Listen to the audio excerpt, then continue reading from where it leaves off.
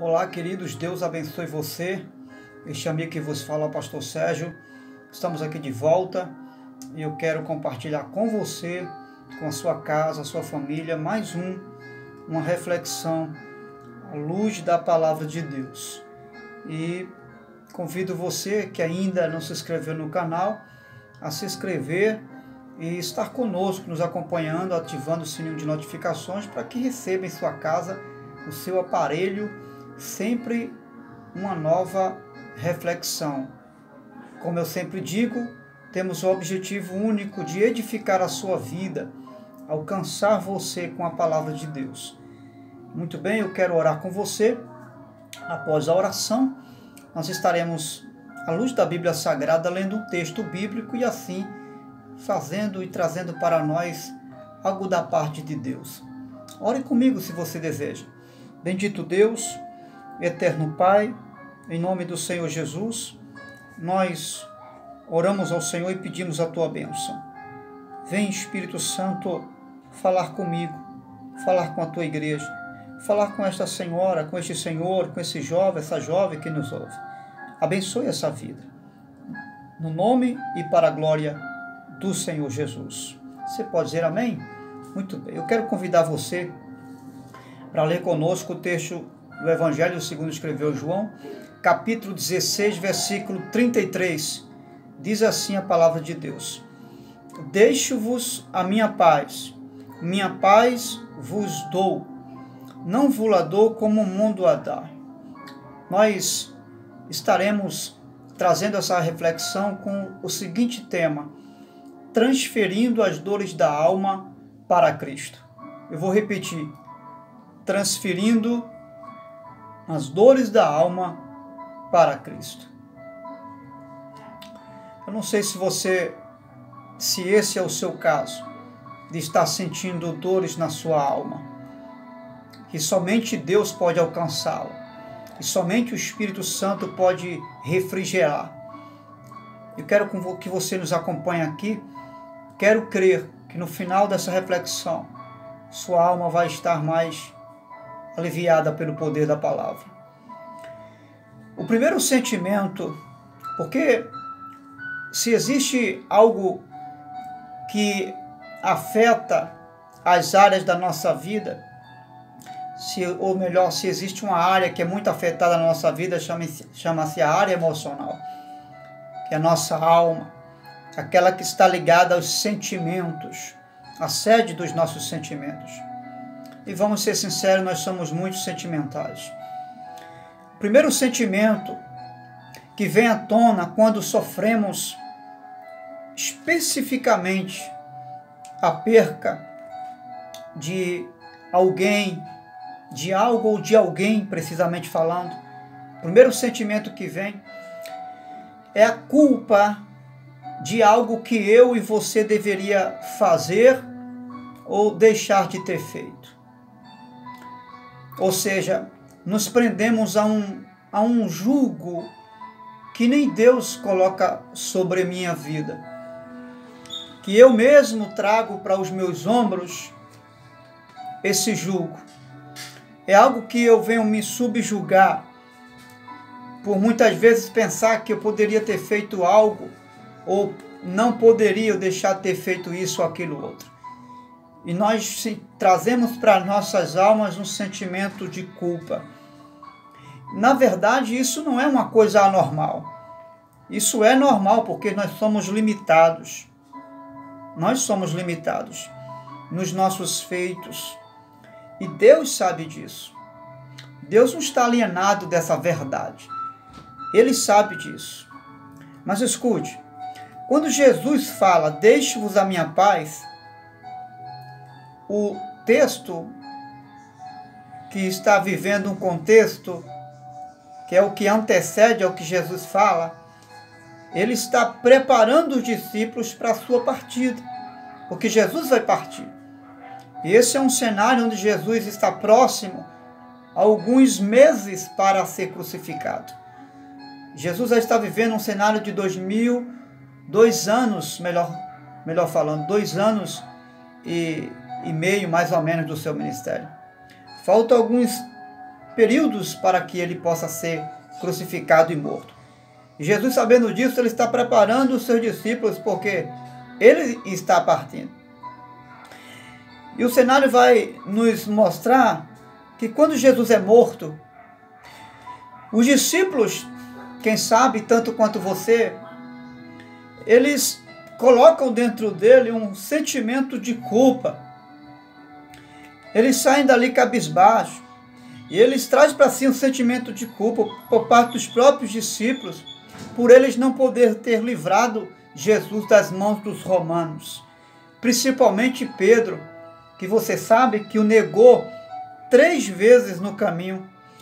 E no momento que ele mais precisou, Pedro negou.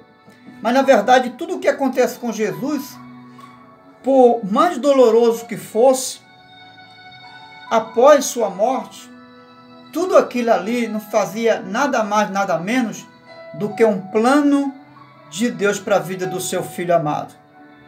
Que na verdade deixaria sua morte, com a sua morte, um grande legado.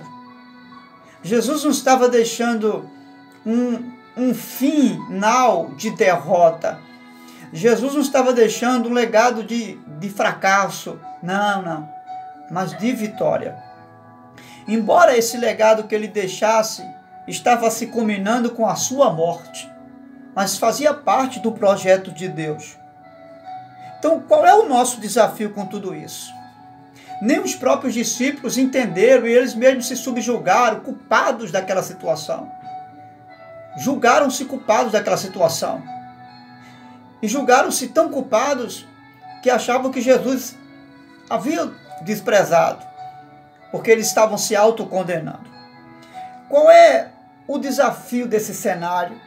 Que não só aconteceu na vida de Jesus, dos discípulos, mas quem sabe que está acontecendo com você agora.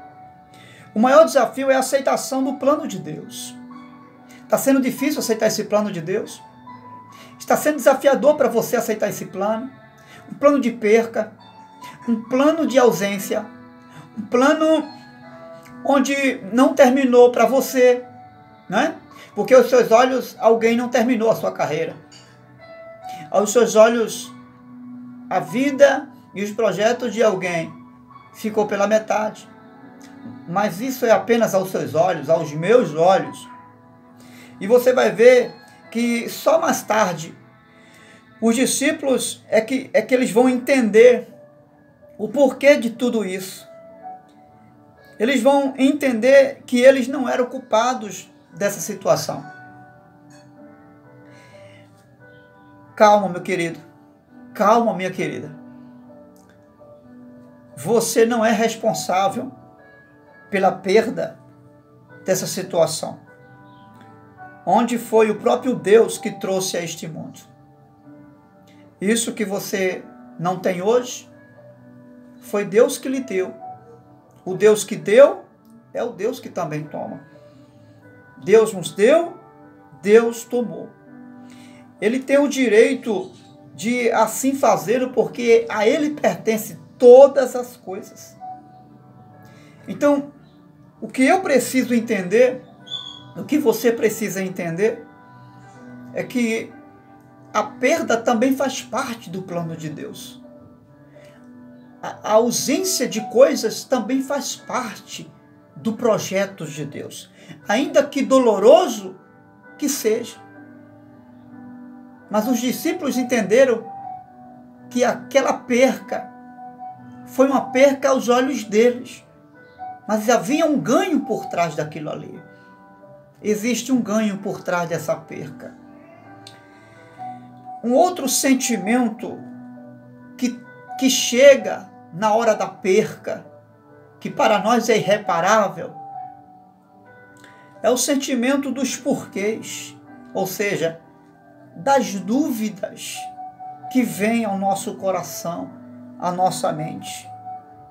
Nós começamos a perguntar por quê, qual o motivo, qual o propósito.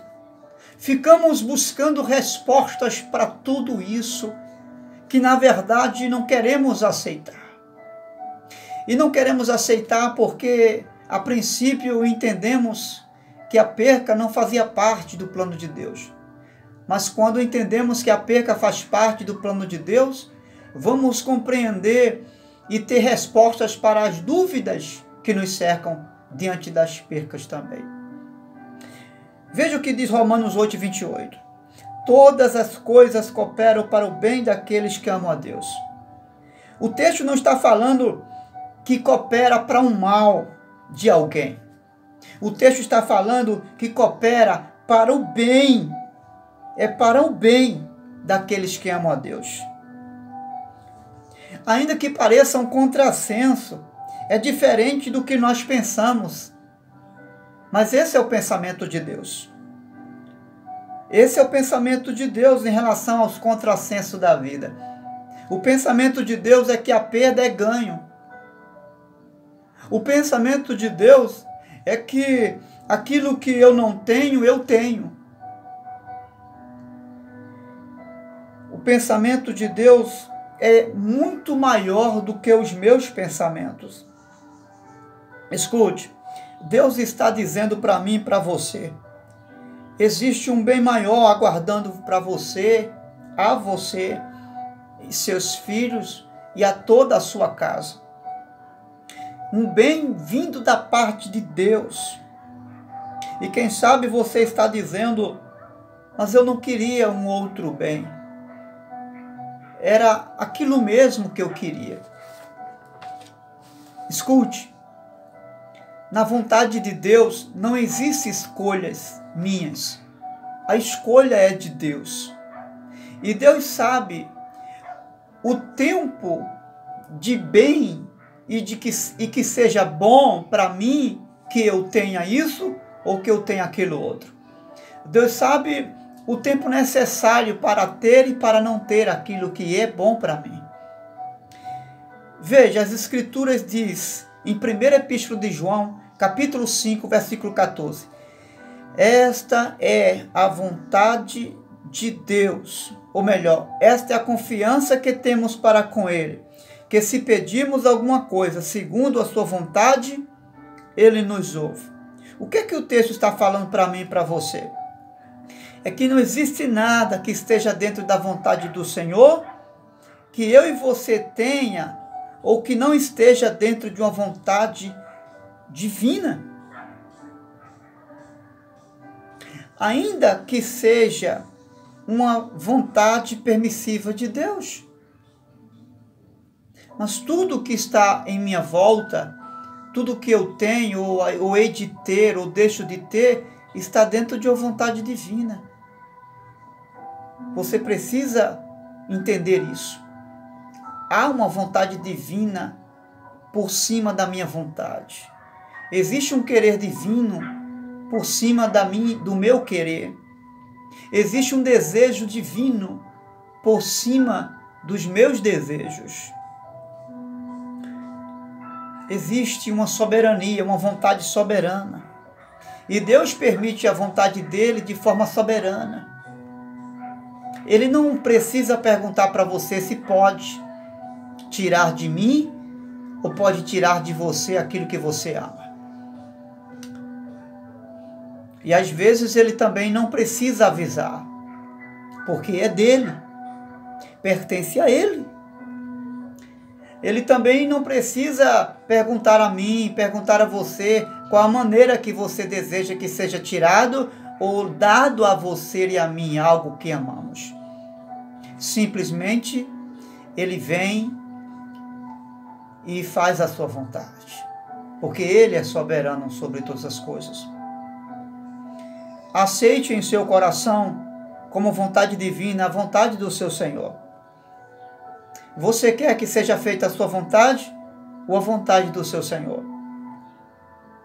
Tudo é dele. Foi feito para ele e por ele.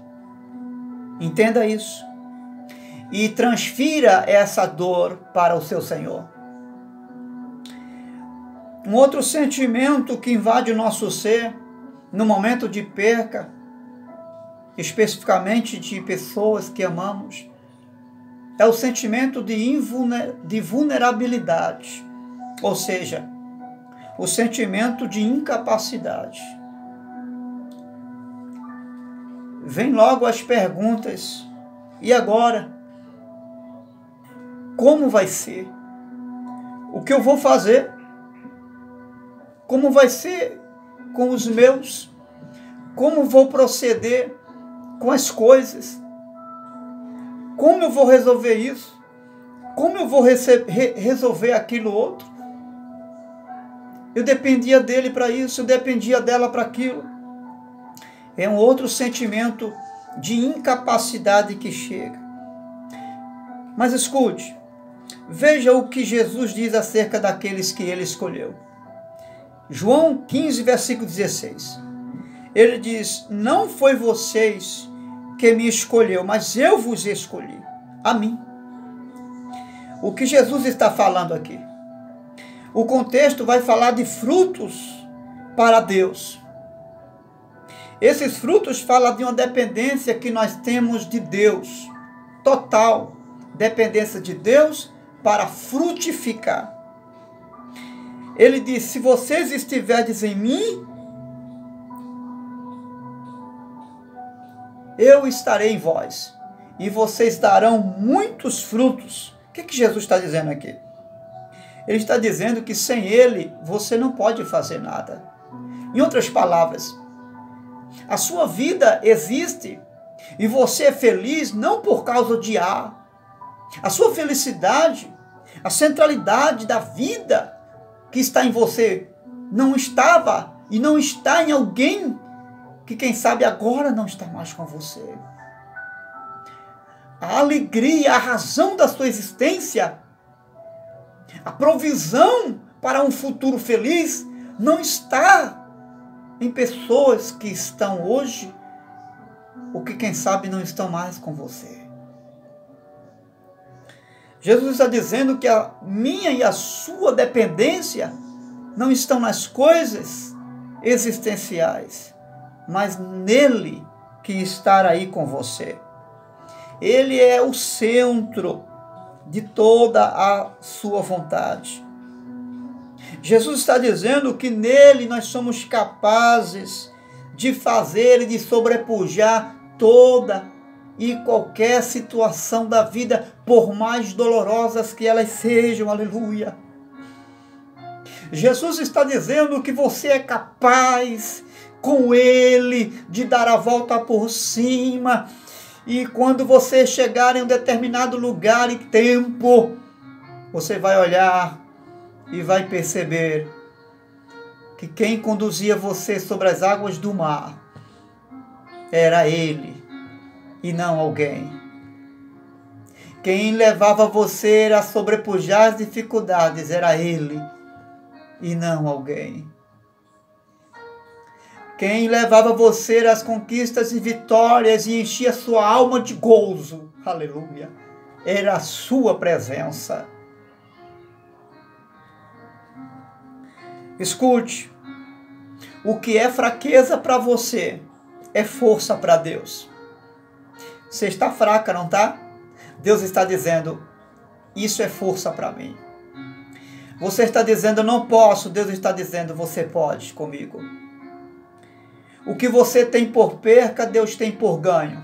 Para você foi perca, não foi? Deus está dizendo, para mim foi ganho. Para você foi ausência, não foi? Deus está dizendo, para mim é presença. Aleluia. Deus está dizendo que nada se perdeu. Tudo foi ganho. Nada foi lançado fora, nenhuma gota de sacrifício, nenhum sacrifício esmerado, esforçado, feito por vocês foi jogado fora. Tudo foi ganho. Aleluia.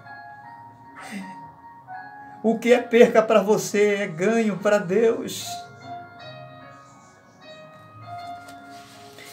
Um outro sentimento que muitas vezes vem para bloquear nossa vida é o sentimento da solidão. Nenhum ser humano nasceu para viver isolado ou sozinho, principalmente sem a pessoa que nós amamos. E Deus sabe disso. Mas deixa eu dizer uma coisa para você. E você sabe, e eu sei, que viver sem a pessoa que amamos é doloroso, dói. Se ausentar por alguns dias ou por alguns anos é uma coisa, mas saber que nós não vamos ver mais, saber que nós não vamos tê-lo mais, é doloroso. Isso machuca a nossa alma. Mas deixa eu dizer uma coisa para você. Existe alguém que também sofreu a perca da ausência de alguém que muito amou. Jesus Cristo. Ele se ausentou do Pai que muito ama. Tanto o Pai sentiu sua ausência, como ele também sentiu a sua ausência. Ele sabe muito de perto, tanto quanto você agora, o que é sentir-se sozinho, sentir o aperto da solidão. Em Mateus 27, versículo 47, a verdade bíblica vai nos dizer, quando ele está no Calvário, a Bíblia diz que ele diz: Deus meu, por que me desamparaste? Ele estava só, e o pior, carregado de maldição, por mim e por você. Ele sabe o que é você se sentir só. Você pode estar se sentindo solidão, mas não a solidão que Jesus sentiu. Você pode estar se sentindo falta de alguém que ama, mas Jesus sentiu a falta do Pai. E não apenas isso, mas ele foi desprezado, ele foi envergonhado e traído e odiado pelo mundo inteiro. Ei, escute, você não está assim. Você não está sentindo o que Jesus sentiu. Você não está tendo o peso que Jesus teve. Você tem a presença do Espírito Santo aí. Aleluia. Jesus não tinha nem a presença do Espírito Santo com ele. Ele ficou sozinho. Ele ficou sozinho e ficou angustiado. Ele ficou isolado. Ele ficou maldito no Calvário. Você é abençoado, você não é maldito. Você não está com a maldição, você está debaixo de uma bênção. Aleluia. Você não está assim como Jesus. Você não está só. Você tem o Espírito Santo. Você tem seus filhos que lhe amam. Você tem a família que lhe ama. Você tem ao seu lado amigos. E por mais distantes que eles estejam, eles estão dizendo: ei, eu estou aqui. Eu estou aqui com essa palavra, eu estou aqui de joelhos por você. A caminhada é longa, mas nós vamos estar juntos. Aleluia. Amigo, amiga, eu sei que não é fácil sorrir, mas transfira essa solidão, transfira esse sentimento de dor, transfira esse sentimento de dúvida, de incapacidade para o seu Senhor nesse momento. Transfira. Você não está sozinha. Você não está sozinho. Força, força. Jesus está dizendo: eu estou com você. Eu estou dentro de você. Há um longo caminho pela frente. Eu nomeei você para continuar a jornada. Eu escolhi você para continuar a escrever o que alguém não terminou de escrever. Eu escolhi você e separei você para dar continuidade ao plano que eu projetei para você e sua família. Nada terminou. Você foi o escolhido para continuar. Diga comigo: Deus me escolheu para dar continuidade ao que Ele planejou para minha família. Vá em frente. Deus está com você. Deus te abençoe. Ore comigo e transfira através dessa rápida oração tudo o que você está sentindo para o seu Senhor. Diga: Senhor Jesus, eu transfiro a minha dor, eu transfiro a minha solidão, eu transfiro os porquês da vida, eu transfiro o sentimento de incapacidade, eu transfiro as dúvidas, eu transfiro ao Senhor. E lhe convido a dar continuidade e a continuar escrevendo o lindo projeto e plano do Senhor para minha casa, para minha família, para minha vida. Em nome de Jesus. Amém. Amém? Deus te abençoe. Guarde em seu coração essas palavras e que a partir de hoje você tome um novo rumo, um novo pensamento. Um pensamento de não de perda, mas de ganho. Porque você não perdeu, você ganhou. Porque quem perde com Deus não é perda, é ganho. Deus te abençoe.